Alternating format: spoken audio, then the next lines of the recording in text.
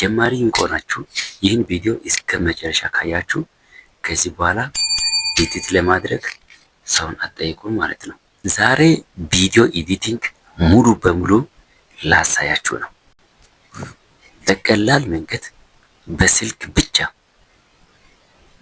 ቪዲዮ ኤዲት እንዴት እንደምታደርጉ ስቴፕ ባይ ስቴፕ አሳያችኋለሁ። ከዚህ በኋላ ኤዲቲንግ አትቸገሩ። እንዴት ናችሁ? ዛሬ እንግዲህ ደስ የሚል ነገር ይዤላችሁ መጥቻለሁ። ቪዲዮ ኤዲቲንግ ሙሉ በሙሉ ስቴፕ ባይ ስቴፕ አሳያችኋለሁ ማለት ነው። ስቴፕ ባይ ስቴፕ አሳያችኋለሁ። እያንዳንዱን ክፍል ስቴፕ ባይ ስቴፕ አሳያችኋለሁ ማለት ነው። ለምሳሌ አንድ 3-4 ነጥቦች ላስቀምጥና ከዛ በኋላ ወደ ኤዲቲንግ እንገባለን፣ ወደ ተግባር እንሄዳለን ማለት ነው። እሺ ቪዲዮ ኤዲቲንግ ላይ ብዙ ሰዎች የሚቸገሩት ነገር በቅድሚያ ልንገራችሁና ከዛ በኋላ ወደ ኤዲቲንግ እንገባለን። አንደኛ ብዙ ሰዎች ቪዲዮ ኤዲት እያደረጉ የሚቸገሩት ነገር አንደኛ ምንድነው? ባክግራውንድ እንዴት እንደሚቀየር ይቸገራሉ ማለት ነው። ባክግራውንድ ደግሞ እንዴት እንደሚቀየር ስቴፕ ባይ ስቴፕ አሳያችኋለሁ ማለት ነው። ሌላ ደግሞ ምንድነው? ሁለተኛ ላይ ደግሞ ምንድነው? አውዲዮ እንዴት እናስገባለን። አሁን ለምሳሌ አንድ ቪዲዮ ከሰራችሁ በኋላ ለዚህ ቪዲዮ ባክግራውንድ ላይ ባክግራውንድ ሙዚክ እንዴት እንደምናስገባ እሱንም አሳያችኋለሁ ማለት ነው። ሶስተኛ ኢፌክት እንዴት እንጠቀማለን የሚለው ሙሉ ስቴፑን አሳያችኋለሁ። ስቴፕ በጣም ኢፌክት በጣም ወሳኝ ፖይንት ነው። ባይዘን ወሳኝና ጠቃሚ ነገር ነው። ኢፌክቱ አጠቃቀሙ እንዴት ነው የሚለው ስለ ኢፌክት እያንዳንዱን ስቴፑን አሳያችኋለሁ። ኢፌክት እንዴት እንደምናስገባና ቪዲዮ ላይ የቱ ጋር ኢፌክት እንደሚገባ እያንዳንዱን ኢፌክቱ ስናስገባ ዝም ብለን አይደለም የምናስገባው። ስለዚህ በየትኛው ቪዲዮ ላይ ኢፌክት መግባት አለበት የሚለውን እሱን ጭምር አሳያችኋለሁ ማለት ነው። ሶስተኛ ነው። አራተኛ ደግሞ አንድ ነገር አለ።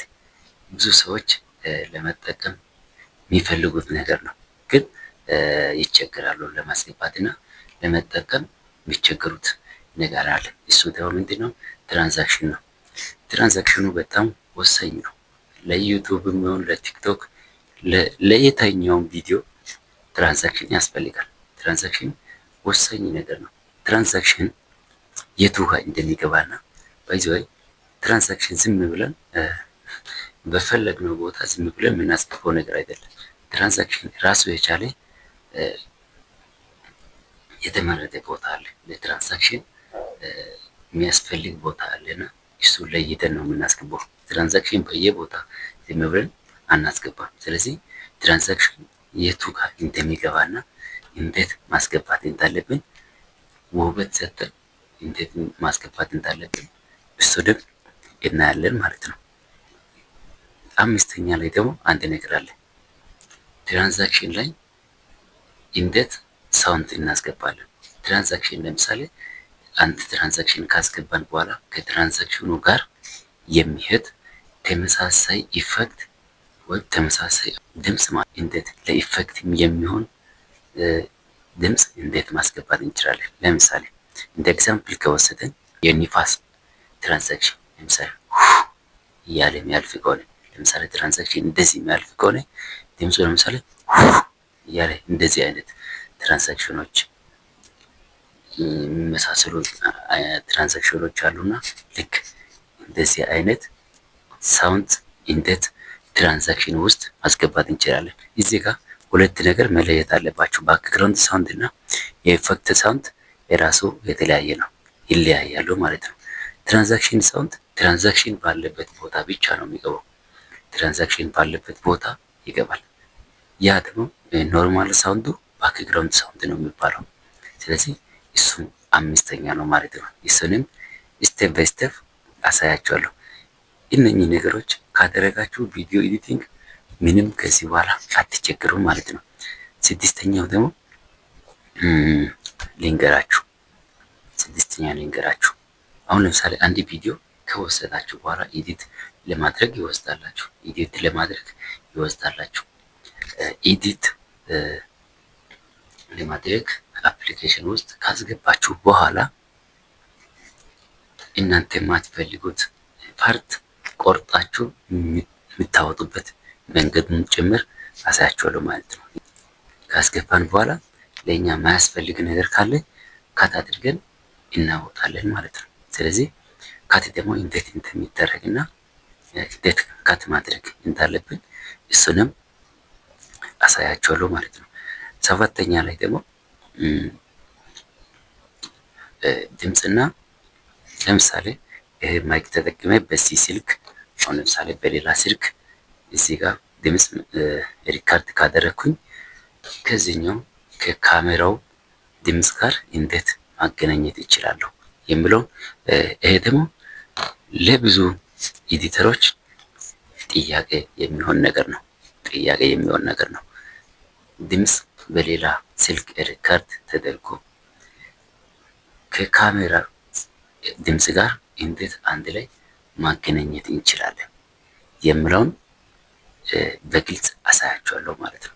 እሱን ከሰራው እሱን ካያችሁ በኋላ ምንም ከዚህ በኋላ ድምፅና ቪዲዮ አንድ ላይ ማገናኘት አትቸገሩም ማለት ነው ፋሚሊ። እሱን ብቻ አይደለም እንዴት ስለ ከለር እንዴት መቀየር እንችላለን። ወደ 9ኛ ነው መሰለኝ ከለር እንዴት መቀየር እንችላለን። ለምሳሌ ይሄን ከለር ወደ ሌላ ከለር መቀየር የኬስ አሁን ለምሳሌ ወደ ቀይ ነው የሚወጣውና ወደ ሌላ ከለር እንዴት መቀየር እንችላለን። የተለያዩ ከለሮች አሉ። እነኚህ ከለሮች እንዴት መጠቀም እንችላለን የምለውን ስለ ከለር አሳያችኋለሁ ማለት ነው። ከለር በጣም ወሳኝ ነው ለኤዲቲንግ። ከለር በጣም ወሳኝ ነገር ነው። ስለዚህ ከለር እንዴት እንጠቀማለን የምለው እሱንም አሳያችኋለሁ ማለት ነው። 10ኛ ላይ ደግሞ ብራይትነስ አጠቃቀም አንዳንድ ጊዜ ካያችሁ ማለት ነው ቪዲዮ ሪካርድ ካደረጋችሁ ኤዲት አድርጋችሁ ከዛ በኋላ ዩቲዩብ ላይ አፕሎድ ታደርጋላችሁ። ከዛ በኋላ ዩቲዩብ ላይ አፕሎድ ከተደረገ በኋላ ከአንድ 2 ቀን በኋላ ቪዲዮ ምንም ነገር አይታይም። ዩቲዩብ ላይ ማይታይበት ምክንያት ምንድነው የሚለው እሱንም አሳያችኋለሁ። ስለ ብራይትነስ ነው። ብራይትነስ የራሱ የቻለ ሚና አለው ኤዲቲንግ ላይ። ብራይትነስ ከበዛ ብራይትነስ ከቀነሰ ትልቅ ክፍተት ይፈጥራል ቪዲዮ ውስጥ ማለት ነው። ስለዚህ ብራይትነስ ራሱ የቻለ ትልቅ ፓርት ነው ለኤዲቲንግ። ስለዚህ ኤዲቲንግ ላይ ብራይትነስ እንዴት መጠቀም እንችላለን የሚለውን አሳያችኋለሁ። ስለዚህ ውድና የተከበራችሁ ፋሚሊዎች ዛሬ እንደ ኢንትሮዳክሽን ነው፣ ይሄ ቪዲዮ እንደ ኢንትሮዳክሽን ነው። ብዙ ልጆች በጠየቃችሁት መሰረት ከዚህ በኋላ ባለው ጊዜ አፕሊኬሽንም እነግራችኋለሁ። ምርጥ አፕሊኬሽን ማለት ነው። በቀላል መንገድ መጠቀም የምትችሉበት፣ በስልክ መጠቀም የምትችሉበት አፕሊኬሽን እነግራችኋለሁ ማለት ነው።